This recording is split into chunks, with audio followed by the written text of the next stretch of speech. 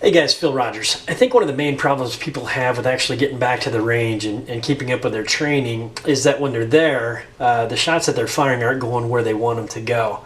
Generally, when I'm helping people out, I have two questions that I ask after I see them fire a couple of shots. And number one is, what are you aiming at? And it comes off kind of harsh, but it's important to figure out what they're actually aiming at. And then the second question is, what do you see when you're looking through the sights of the gun?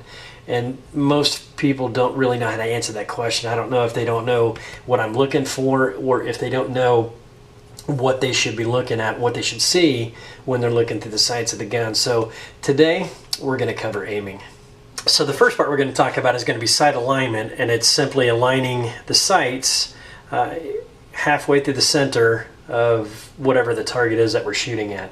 And how we're going to do that is we're going to make sure that the top of the front sight post is even with the rear, the top of the rear sights, and then that we have an equal distance in between the front sight post and the sides of the rear sight. If your shots are going down and to the right, that means that your front sight post is lower than your rear sight, and there's less distance on this side than there is on this side. That's why the shots are coming down in this direction. Now the second part to this is going to be sight picture, and this is what we should see when we're looking through the sights of the gun.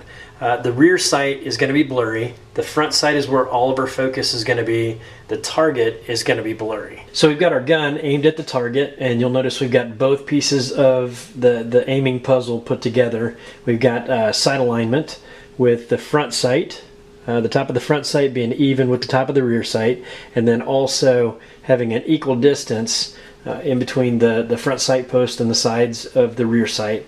And then for sight picture, we've got a blurry rear sight, we've got a blurry target, and then all of our focus is on the front sight post.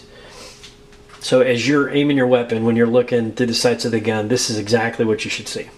So the answers to the two questions that I ask, number one, what were you aiming at, should be I was aiming center of that right there.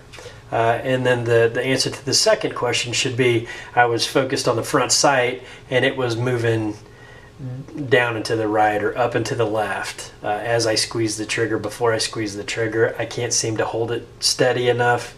But all of our focus on the front sight tells us where the front of the gun is pointed, and it tells us where the bullet's going to go even before we pull that trigger.